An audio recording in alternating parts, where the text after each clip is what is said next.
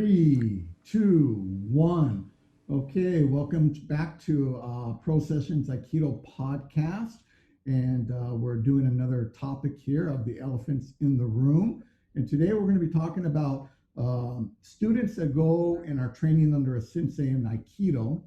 And then they go out and they start training with other senseis in Aikido. And the repercussions or what we think about that. And the second part of it is the Aikidoist is in the dojo, and then they go out and they start training at another art in the dojo and bringing that back. And of course, as always, my good buddies are here. Everybody knows you guys from now. But if you'd like to say hi, go ahead, Steve. Hello, everybody. Thank you for joining us. Aaron? Yes. Thank you very much for having us again. All right. So when I was prepping for this, I was kind of a little taken back. A lot of people have a lot of deep emotions in this, and I saw the camps of people lining up. So I'll set the stage, and then I think last time Aaron started, we'll start with Steve this time. So you have your student, and he's in your dojo, and all of a sudden you find out that he's going to another, Aikido dojo, and he's coming back. So how do you feel about that? Go ahead, buddy. Well, coming from a dojo that was pretty strict on that, and I didn't really understand it then, but now that I'm a dojo cho, I do understand it, and I totally, absolutely state that they should not be trained with another sensei. Okay, you can't have two sets of parents, especially in the earlier stages. I just don't think it's right because you're shaping, you're teaching someone, and it just gets to be confused in the empty mind in the beginning. So absolutely not. All right, so Steve's lining up in that camp. No. But for the first, we'll come back. We'll hit this. For the first few cues, absolutely not. Very good. What do you think, Aaron? Well, I would have to agree with that. I mean, particularly when you're talking about a brand new student, walking in the door. Even take it, not even a new to the art, not an experienced martial artist, just somebody brand new walking in the door. An experienced martial artist that's already been around, walking in, that's sort of a different story. But I would have to agree, brand new student walking in the door, you shouldn't be confusing those lessons. You got these fundamentals. Instructors have different ways of getting to the same thing, right. And I don't think you want to confuse, that basic core instruction. Mm-hmm. You got to let that instructor, that teacher, get those core fundamentals across in a true form. I think you got to give them a chance. You can't be skipping around. But I think you can also then take this discussion to, what type of student is it? Are they experienced? Do they have other arts? That sort of thing. Yeah, that falls into the two camps that I saw. So I'll play the devil's advocate here a little bit. So you have your student, you're lining up. No, I don't think it's a good idea. One of the there was two camps, I'll just say them. There was one that was saying, no, it's a sensei's dojo. He has his or she has her ways of doing things, and it's very important. And we'll come back around on that. And then you had a lot of people lining up with, hey, man, it's my time. They was like, where are you getting this ego thing of telling me when it's away from your dojo what I do with my time? And this was a big camp, So let's say your student comes back and he says, hey, sensei, man, what's the deal, buddy? Because what it was leading to was that they began to question the sensei, is it coming from an ego place? Is it coming from, I don't know. They didn't really go into too much other than that area. So let's go with Aaron. Well, I think there are cases where that directive could be ego based, from sensei, that instructor's part. But at the same time, if you look at the honest or the most basic form of passing information, spending time with somebody and getting that information, that basic beginning building blocks, getting those things, across, that student needs to ask themselves, do they trust that teacher?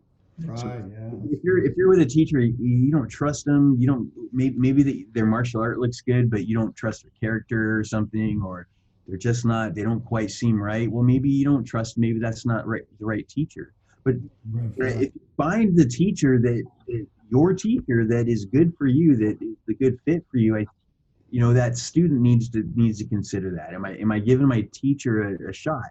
And again, if you're talking in this case, I think we're talking about very new students, and then sharing their time among different teachers as a new student to the art.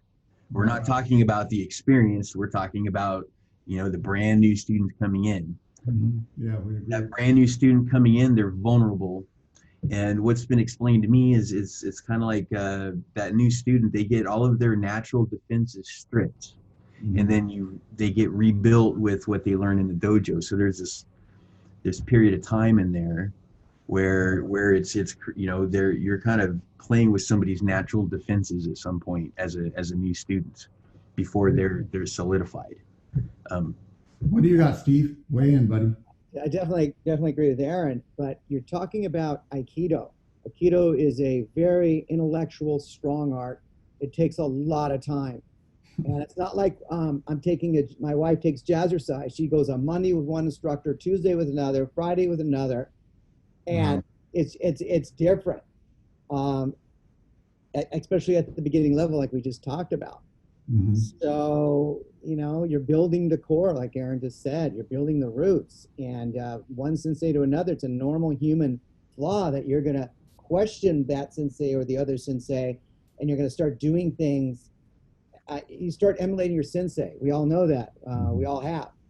And then they're going to start copying somebody else. And it's going to, I don't know.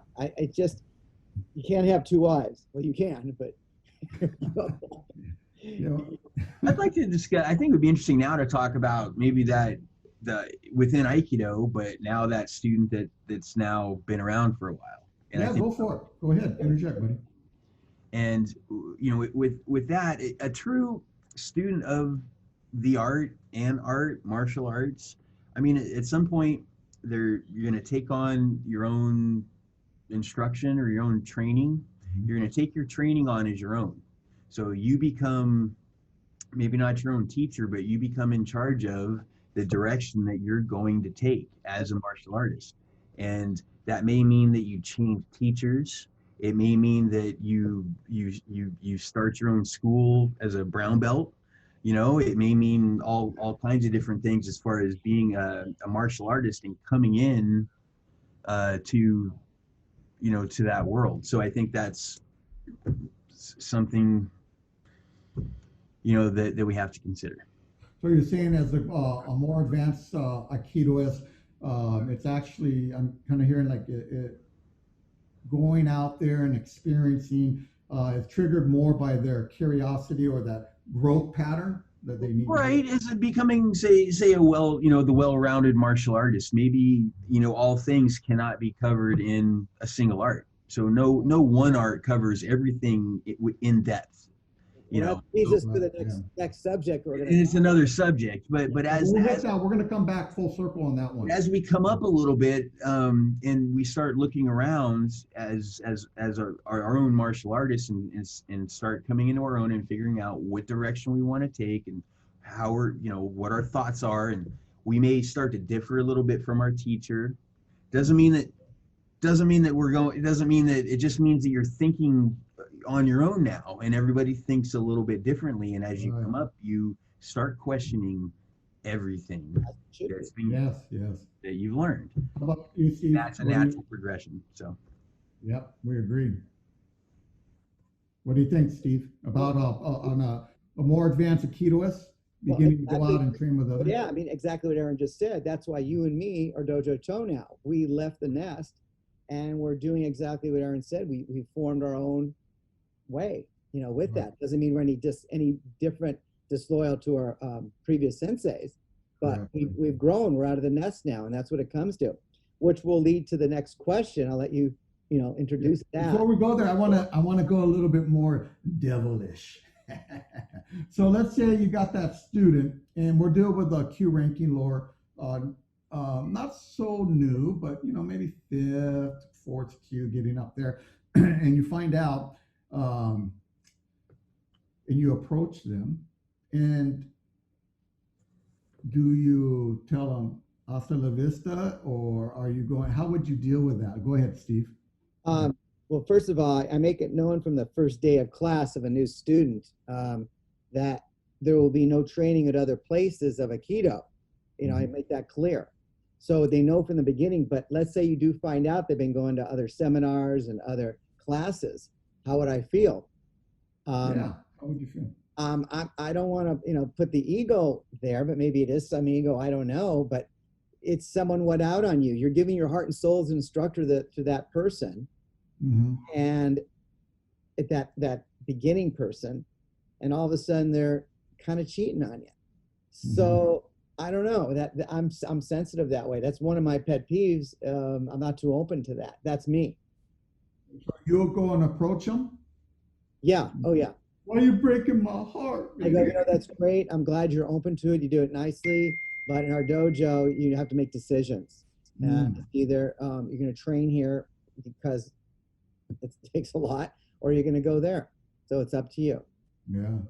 How about you, Aaron? Do you? I guess I do think you have to choose your teacher, for the most part. And I think as a courtesy among instructors, to not kind of sort of, consume the students of your fellow, That's a good point, buddy. So that's kind of an etiquette, I think, among dojo cho, in and out of organizations, whatever. That's like a common courtesy for martial artists, I think, in general, to not prey on the students of others. I think if the student's dedicated and they're doing if they're able to dedicate themselves, I don't necessarily know. I mean, you're still talking about a fairly new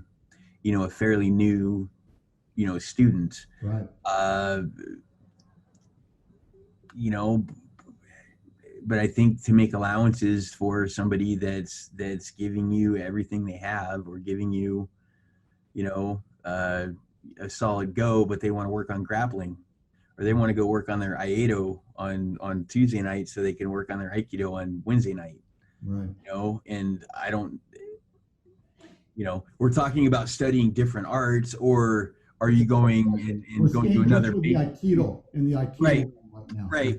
Yeah. I mean, I would just tend to agree that not to be skipping around, particularly as a beginner, around on your Aikido teachers, and going back and forth, and the lessons, and I don't see that as much of an ego as I see it as the lesson, again, to trust your teacher. If you don't trust your teacher, particularly as a beginner, you're not going to, how are you really going to embrace that art if you can't trust? Yeah, I agree. Yeah. When I was wrestling with it, the thing that makes me with it, well, I'm not too sure I want my student doing that in the area, is because they're coming in and you have a certain way you're teaching, you're trying to get your philosophy across and how you're going to do that. And I was thinking, that guy gets in there, or that lady gets in there, and they start showing the technique different, how the other sensei does it in your dojo, confusing not only them, but the other students. This becomes problematic in that area. And so that really puts a red flag up for me. What happens if you find out they're doing it, but they're hitting on everything that you're asking for? You're in there, they're in another dojo, and the other dojo cho's cool about it, and they're coming in and they're progressing just the way that you want. And all the other students